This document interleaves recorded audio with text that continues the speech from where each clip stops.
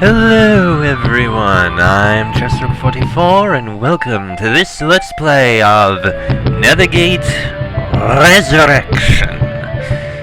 Nethergate is another game made by Spiderweb Software. Came out way back in the 90s and such. Unfortunately, due to the advancement of operating systems and the like, over time it ended up getting compatibility issues. So Spiderweb Software updated it and re-released it back in, the late 2000s as Nethergate Resurrection, and that is the version we'll be playing today. Nethergate itself is a game which takes place in a sort of alternate history during the time when the Romans are trying to subjugate the Celts. It doesn't quite have the same themes as Geneforge, but it does at least have one interesting thing. Specifically,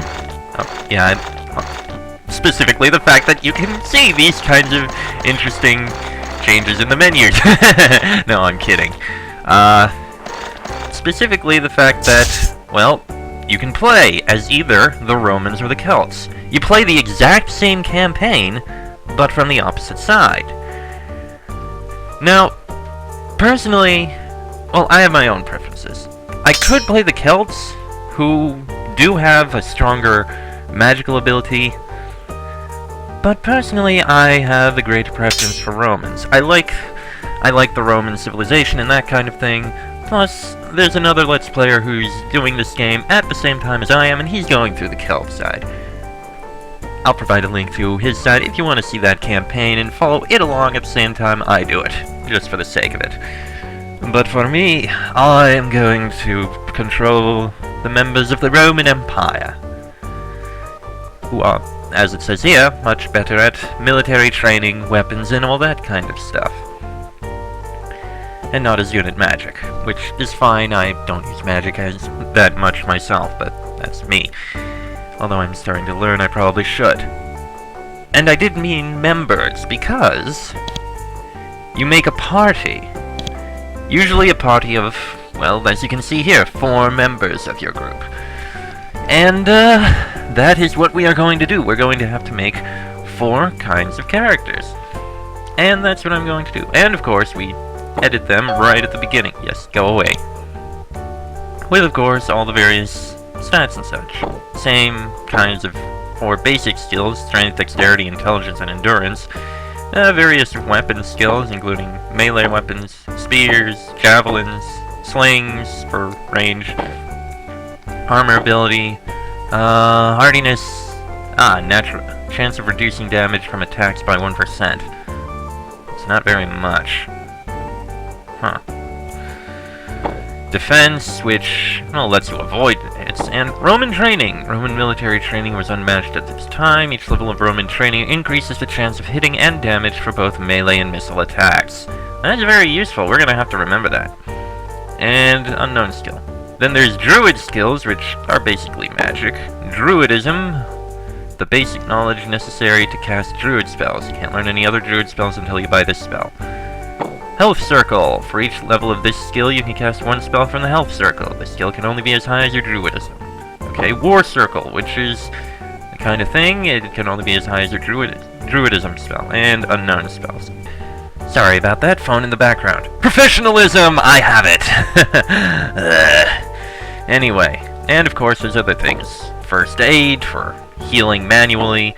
Herbcraft, for being able to create herbs and potions and the like. Tool use, for picking locks, disarming traps, and that sort of stuff. And luck, which is a basic, I have no idea what the hell it does. You also have... oh, good, you can actually see the various information here. For various things. Character traits, which... well, it looks like, it works like some kinds of things that you see in some other games out there. Basically, you pick it, you get an experience penalty, but you get some sort of boost. For example, this guy is starting out here with fast on feet. For a 10% experience penalty, he basically works faster in combat. Plus, of course, if you want, you can take, well, penalties to get experience bonuses. Like this one, physical blows and poison and acid will hurt you more, but you get more experience. Special items, potions, which you can make later on. Whoa. Trademark blue melody. Huh. Interesting. Druid spells. There's spells you know are dark. Okay, this is... Yeah, you do get spells later on. We're probably going to focus on health spells because they're very useful. Wow. We're gonna need 8 points of that. And we might get a few points in war, but not much, I don't think.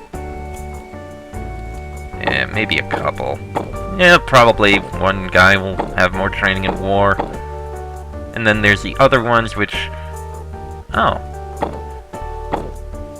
Druid's skill and... Oh, interesting. I don't know what these other things are, but... Spirit... we'll find out later. And, of course, there's current quests and abilities. Right. So, we got 4 characters. How am I gonna make it? You know what? I think I'm going to try and... I'll make a more balanced party. I'm going to try and focus on making... one frontline heavy fighter, one who's decent at fighting, but main focus will be in picking locks. At least one mage, and actually, considering the waste... No, yeah, I'm going to make one priest mage and one battle mage of kinds. So let's start with the first one.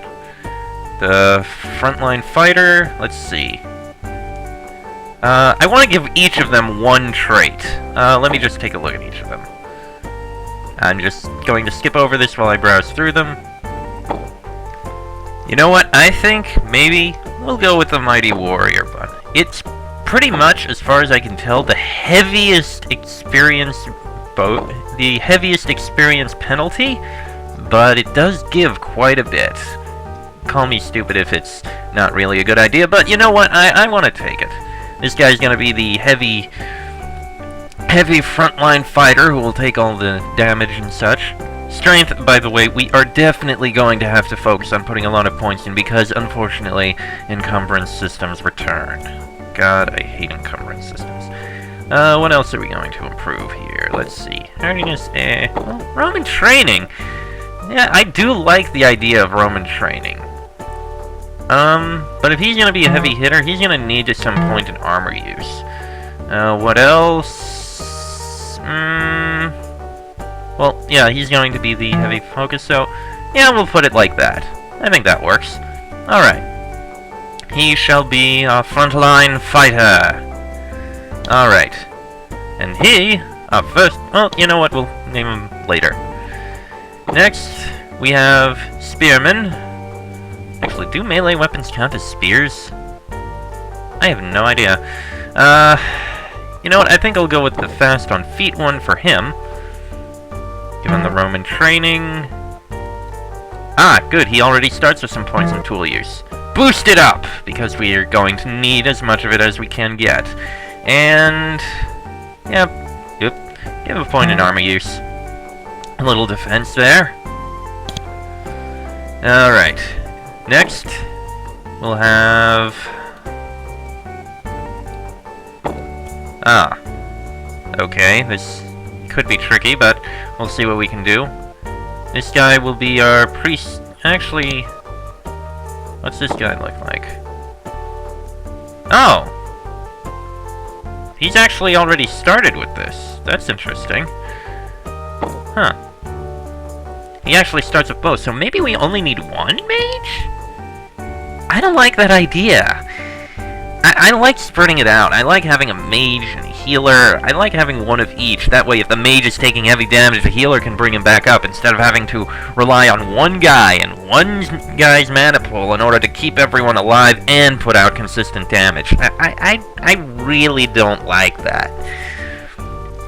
So, if this guy is already this, and he's gonna be a druid mastery guy, so let's make him the war mage. The guy in the back, I mean. Yeah, he'll be the war mage. He'll... Javelins... Well, we're gonna give him 1 point in strength, because everyone is gonna need strength. I can tell you that right now. Javelins... Javelins are usually heavy, as far as I know. No, I think I'd rather give him some points in slings. Much better. No, he doesn't really need first aid. Yeah, this guy's gonna be the mage. What else are we gonna do with this guy? Oh, and why I'm putting slings is just in case he runs out of magic. Yeah, one more point in Druidism, I suppose. No, we'll make him able to make potions as well. There. By the way, oh, only one character needs to get that. Okay. And this guy. This guy... oh boy. He is going to be our healer. Oh great, I'm gonna need to... alright. Here's the healing points in one of those. Yeah, take out the javelins, put it in sling. Come on! There. It's not the best. Oh, and his benefit, let me see. Fairy blood, toughness.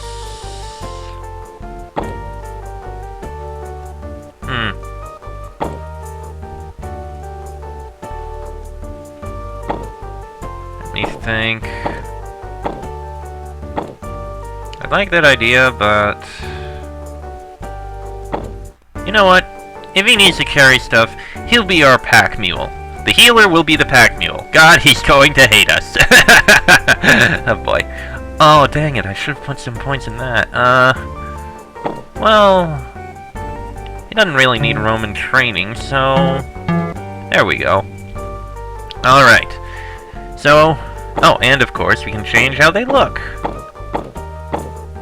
Because... why not? Frontline fighter... yeah, that guy looks good. With... yeah, I like that appearance, it seems to fit. Frontline... you know what, I'll name him after I give him their appearances. Yeah, that works.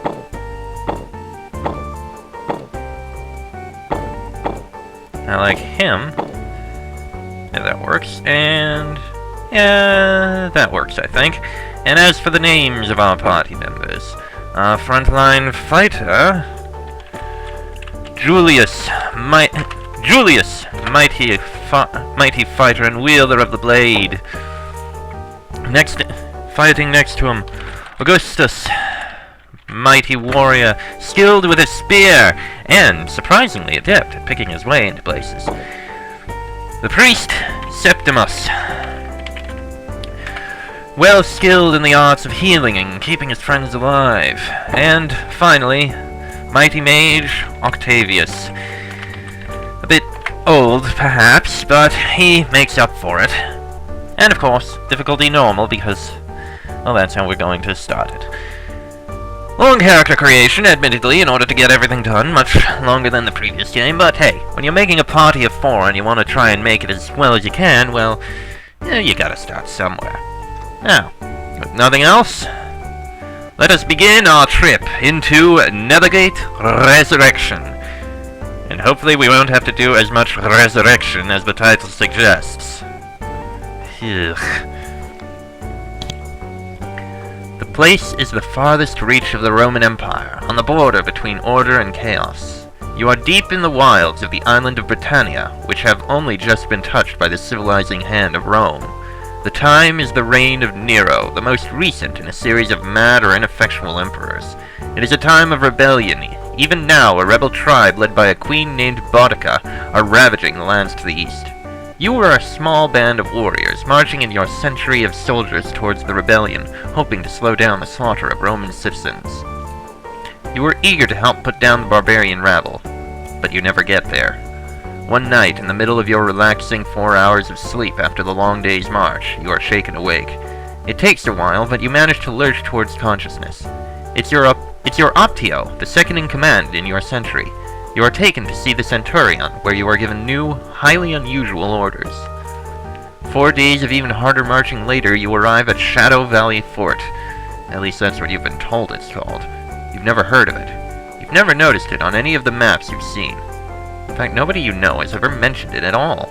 It's in the land of the Brigantes tribe, a tribe loyal to Rome and as peaceful as any in these parts. You have no idea why you were brought here. It's well after dark when you finally arrive. Guards come out quickly and bring you inside. You're shown to your quarters, a small, comfortable building with 4 beds.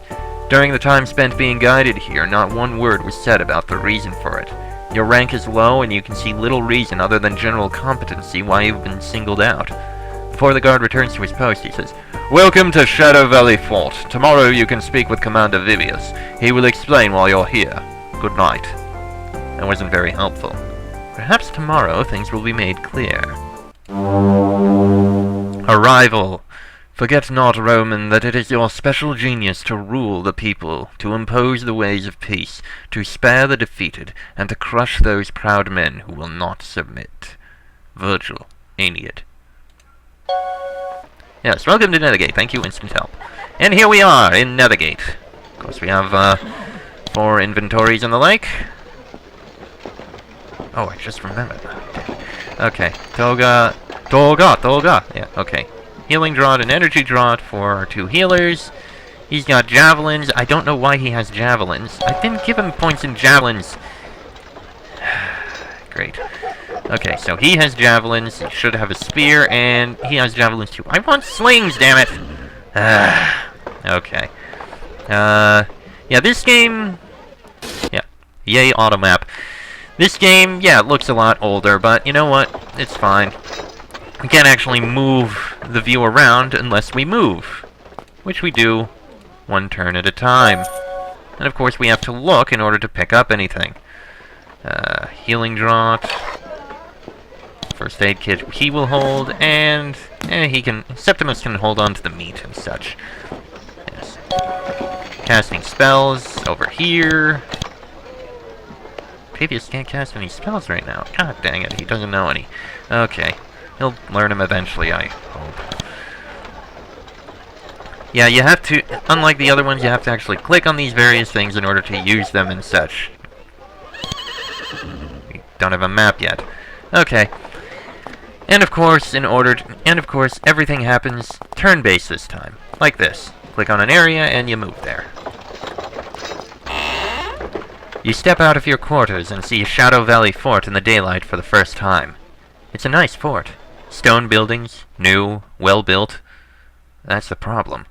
When you looked on the maps before you came here, Shadow Valley Fort was marked as a small outpost. Tiny, barely even worth noticing. Now that you're here, however, you see a serious fortress, well-built and maintained. Even more peculiar, however, is the silence. This is a tumultuous time on Britannia, what with the nearby rebellion and the large number of hostile barbarians. This fort should be a beehive of activity and preparation. Instead, the few soldiers you see almost seem apathetic, almost uninterested. No, that's not right. They look resigned. They act as if they have nothing to do with what's going on around them. That's not like a soldier of the mighty Roman Empire. Perhaps you should go find Vibius Valerius Rufus, the fort commander you were told to see upon arrival. He might be able to clarify what's going on. Alright then, we'll do just that. Excuse me. You only see... Oh! These barracks are all set up and furbished. The beds are ready, all this building needs is the soldiers to fill it. Doesn't look like anyone has been stationed here yet. Everything is new and dusty. Let's see. Strigil?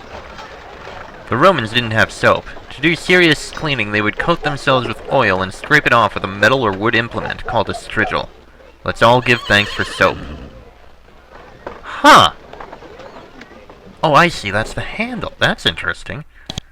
Yeah, I guess we'll be learning various, various information about, Ooh, good. Lockpicks. You need lockpicks, otherwise you can't pick locks. I guess we'll be learning about Rome and the like. Even though this storeroom was recently built, it's already started to develop a layer of dust. These supplies have been waiting here, untouched, for a few months. You can't be sure if they were left here for you, but it's unlikely anyone would mind, or even notice if you took a few things for yourself. There might be something useful inside the boxes, too. Yeah, of course. We will take various items and such. Yeah, javelins are like 2 pounds each. Oh, actually they're not. 2.4? Oh, they're 8/10 of a pound each. Okay, that's not much. Most soldiers carried 3 javelins with them into battle. Yeah, I imagine, but we're not going to use javelins. I don't like them. They run out too fast. Let's see. In there, superior longsword. Ooh, nice.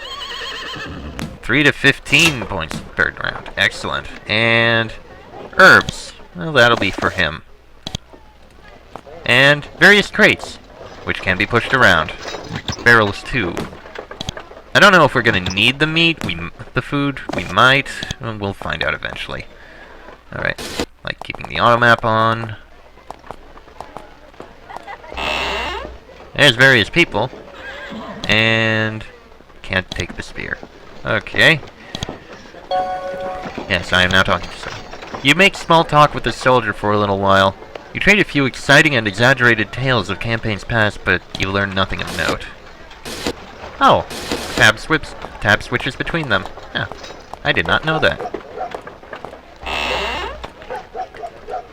Ah, here's someone. You have encountered one of your superiors. This centurion turns to speak with you. He's short, but built like a marble pillar, and a rough scar runs from his forehead to his chin. He's made no effort to disguise it. I am Centurion Manicus. At ease. His voice sounds like bits of gravel are scraping together in his throat. Vibius told me to stay in here as long as I kept rambling about the Empire.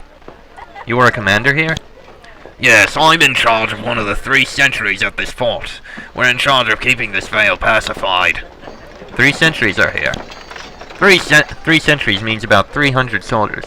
That's what we have here. Not much, but all we need. I have good men, weak and young, but enough for pacification. He practically spits out the last word. Our mission is to pacify the savages here. Officially, I suppose, to the extent that anyone remembers that this fort is here. Oh, what a waste. We are soldiers of the Roman Empire, the scourges of the earth, and we are spending the years chasing around barbarians and worthless brigantes. What do you think about the brigantes? Savages. The brigantes are good servants to the Empire, as they should be. That Cartamandua keeps them in line. But those rebels, that's a different matter. We should have slaughtered them 10 times over by now. Yes, that's what the Roman Empire has come to. What do you know about the rebellion? Territory lost, thousands of Romans dead, all because of a band of worthless Asini. I wish I could take my sentry out there. We'd show that rebel a thing or two, but we're stuck here in this valley. Typical. Who is Cartamandua? Queen Cartamandua. She kisses what the Romans tell her to when they tell her to, like a good savage should. Centurion Manicus watches you. He seems to be silently evaluating you, looking for ways in which you don't live up to the ideal of the legions. What else do you want? Come to hear more about the Empire. What do you think about the Empire? When you ask about the Roman Empire, he spits into a pot on the floor and prepares to launch into a fresh tirade. Then you watch as a thought seems to work its way slowly through his head. He puzzles over it for a while and changes his mind about speaking. Got nothing to say about that. Nothing is wrong. What do you think of this fort? Shadow Valley Fort, sitting boldly in the middle of nowhere for no good reason. We're very proud. Why do you think this fort is here? To chase barbarians. But that's what the Roman Empire has come to, isn't it? That's what we do now, eh? Wasting our time on these savages. That's all for now, thanks. And of course they still have the whole please don't steal stuff from us thing. Yes, moving around can sometimes be a bit annoying. But as you try to leave the fort, a guard walks out and stops you. Sorry, we're not supposed to let you leave until you see Commander Vibius. He's in the headquarters building. The guard returns to his post. And yes, I am fully aware of the irony of the fact that we're in Celtic lands and I'm giving the Romans the British accent. But, you know what, I'm just doing it because, well, the British are well known for having a bit of an empire. The Romans, they had their empire. You know, I don't know. This door is locked. You can have your strongest character try to bash it down, which requires high strength, or have your most skilled character try to pick the lock, which requires tool use skill and a lockpick. Let's leave it alone. For the record, trying to pick it with a lockpick, if whether it's... You usually fail at the... well, if you usually use up the, thing you need to use. Meanwhile, if you try to bash it down, your strongest character is gonna take some damage. This Roman soldier has his armor spit polished to the point where it practically glows, and he walks with a pride and bearing which is unusual for a lowly principa. My name is Appius. I am the signifier for my century. That explains his proud bearing. The signifier bears the standard of his century. It's both a great honor and a solemn responsibility. If the revolt comes here, believe me, I am ready to die for the glory of Rome. What are your duties here? Oh, the normal soldier things. Plus, I bear the standard for my century. Tell me about your standard. There are 3 sentries stationed at this fort, about 300 men in all. It's an unusually small number for a fort this size. I bear the standard for my century. It's our emblem, and I make sure that no matter what, we don't lose it. I'm also in charge of the burial club, so that makes me a person you should get to know. Why worry over a lost standard? He looks at you as if you should know everything he's talking about. Why, the standard is the honor of the century. If I lose it in combat or any other time, well, I'll have to answer for it. He pats his sword and looks at you meaningfully. What's the burial club? Yeah, when you die, you don't just want your meat to be left out for the wolves and wild dogs, do you? That's what a burial club is for. You pay me a mere 50 coins, and when you die, we make sure that you get a dignified burial, befitting a Roman. If you ever want to join, just let me know. Well, maybe I'll join later when I have when that would be less than half my gold. Fair enough. Some people prefer to end up eaten by wild dogs or thrown on a scrap heap. Your choice, not my job to judge. Anything else you'd like to know? Have you heard anything about the revolt? Boudicca's revolt? We hear things, but no fighting has reached us yet. I don't know much about it. Others would, though. Who should I talk to? Just ask around. There's a lot of people here, and after you've helped the commander out a few times, talk to people again. They might help you more once they know they can trust you. Alright, then. More barracks it looks like in here. With again, most likely, nothing we can take and use. Yeah, that's the south exit, which we are not really going to be able to go out. You enter the Valetudinarium, where wounded soldiers come to expose themselves to the harsh ministrations of Roman medicine. Some get better on their own, some survive after an amputation or 3, and some, well, some end up no better off than if they'd just stayed on their backs on the field of battle. Ah. Lucius. You come across the key staple of any well-equipped fort, the camp doctor. Roman medicine is unreliable, but much better than anything the local clansmen have. He's getting on in years, though he still wears his armor well. He shakes your hand. I am Lucius. Welcome to my office. Are you well? He looks you over, searching for fresh wounds. As he looks at you, you look at his office. Although he is a Roman, he seems to have a keen study of the healing arts of the local savages. Bundles of strange herbs and bottles of peculiar goo cover the shelves along the walls. You are the doctor for this fort. I am. I can heal you if you need it. Which you probably will. People keep getting wounded around here, as if I don't have other duties. It sounds like this personally offends him. He is capable of healing even the most devastated character. After your adventures, visit him if someone has a nasty case of the deadness. What are your other duties? Well, I'm not just a doctor, I'm a soldier. I have all the responsibilities that come with my rank. You lumps of meat tend to forget that. It's all I can do just dealing with the things I see going on patrol. A soldier's life. It has its points, but I'm starting to get tired. What things have you seen on patrol? He suddenly looks nervous. Like many of the men in this fortress, he seems hesitant about speaking with you. He says in a flat voice, there are rogue natives about, and wolves. It can be dangerous and the terrain is rough. Tired. Patrol makes me tired. I'm sure you know how it is. He smiles weakly. Why are you tired? You're young, you don't understand yet. You have the girls, but as you get on in years, you start to miss having a hearth, a home, a common-law wife, and a few acres of grain. That's what I want now. Will I get it? I don't know, but I hope. Still here? Any need for the arts of Minerva? If you need to be restored, come to me. Tell me about this fort?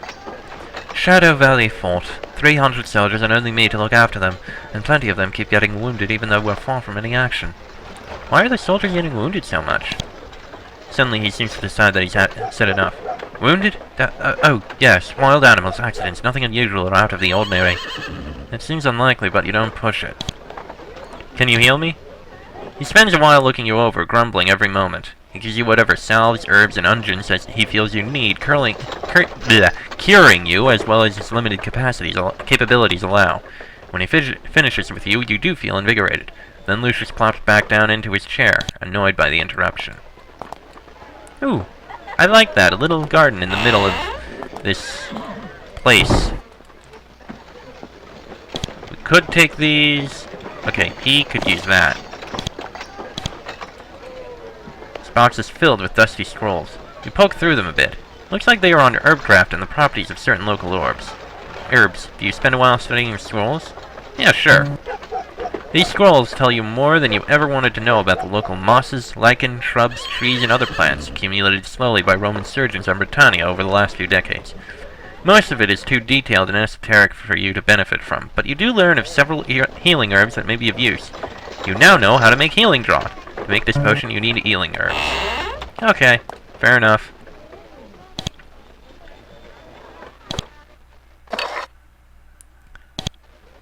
Yes, nobody saw anything. Yarr. Oh, that's... Oh, wow, that's a lot of blood for a hospital. Yeesh. Well, I guess it does make a little sense. I mean, this is Rome. This isn't exactly the height of, you know, technology. Though they were pretty good, as far as I know. I mean, they were skilled in various things, they just weren't the most skilled, you know?